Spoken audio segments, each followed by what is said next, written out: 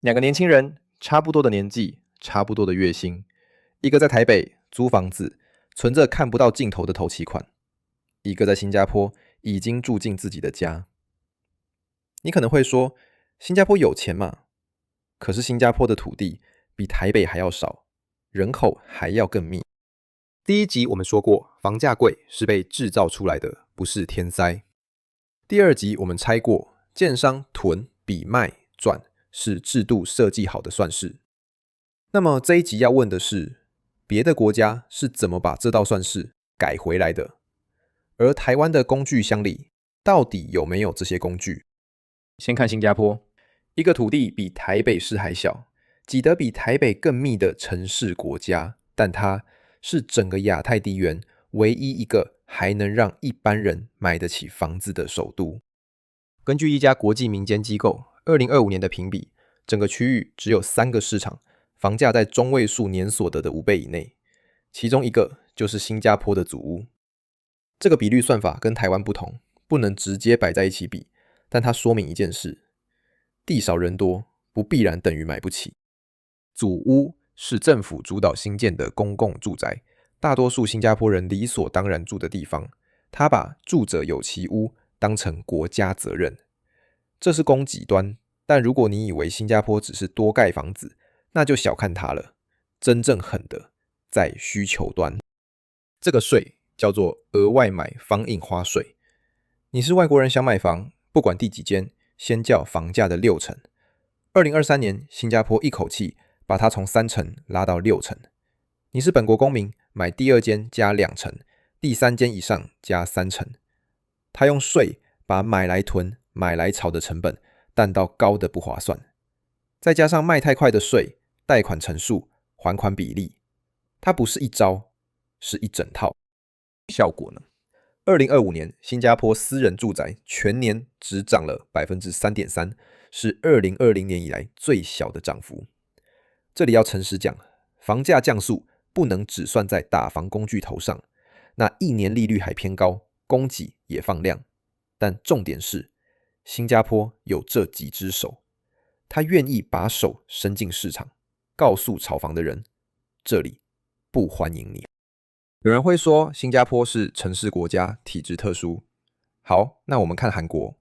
韩国跟台湾很像，首尔房价高得吓人，年轻人一样绝望。但2025年10月，韩国政府做了一件台湾很难想象的事。首尔和投机过热的管制区，房贷成数从7%一口气砍到4%，意思是一间房你得自己拿出6%现金，银行只借你4%。再加上更严的压力测试，按房价高低分级的贷款上限，房子越贵，能借的越少。这支线首尔都会圈，不是全国，但首尔正是韩国房价最痛的地方。台湾也有自己的贷款管制，我们等一下会讲。先记住韩国这个动作的关键词：敢。但这一集最该讲的其实是香港。因为香港的故事会打掉一个我们很容易掉进去的幻觉，以为只要拿出工具，房价就一定压得住。香港曾经有整个区域最重的打房辣招，短期转手要重税，外地人买房要加税，买第二间更要加税。这套辣招，香港用了13年。然后2024年2月28日，香港政府在预算案里一句话：全面撤辣，3项辣招当天起全部停收。理由是市场冷，要救市。那撤了之后，房价有没有马上反弹？没有。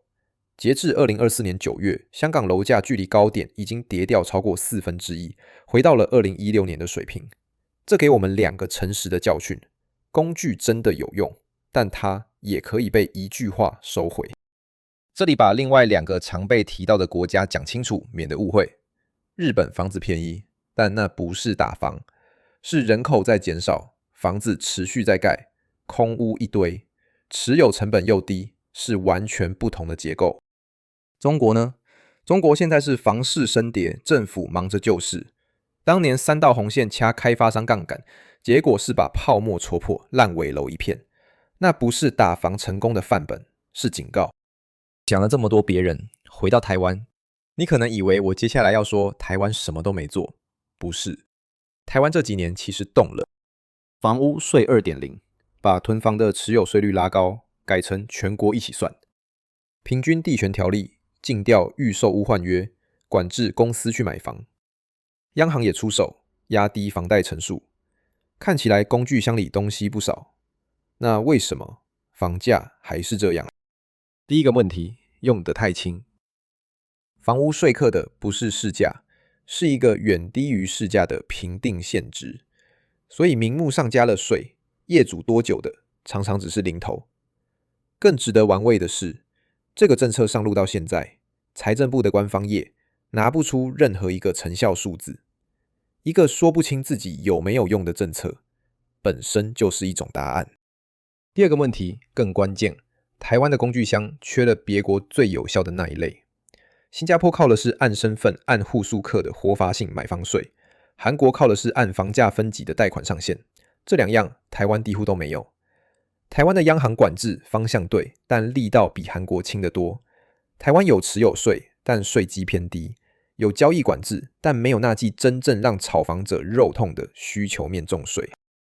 所以结果是什么？2025年第4季全国房价所得比 9.32 倍。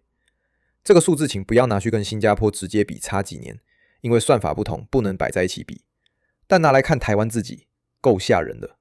全国要不吃不喝9年多，台北14年以上。而同一时间，全台湾有91万户房子几乎没在用电，空着，创6年新高。房子不是不够，工具也不是没有，是用得太轻，又缺了最有效的那一把。回到台湾，台湾不是没有工具，也不是不知道该怎么做。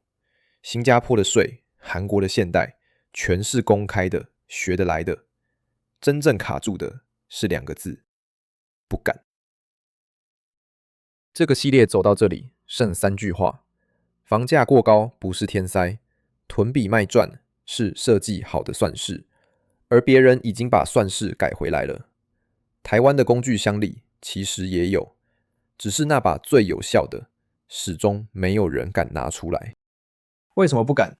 因为这从来不是一个建商的事。建商、民代、地方派系，甚至县市政府，靠选票、靠土地、靠政治现金，绑成一张环环相扣的网。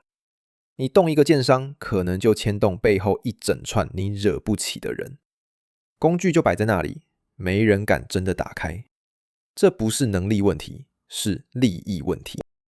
那这张网最常用来挡下改革的一句话是什么？是房价不能跌，跌了会拖垮银行，拖垮整个经济。这句话是真的吗？还是被夸大成什么都不能做的借口？下一集我们拆穿它，房价不是天灾。我们下集见。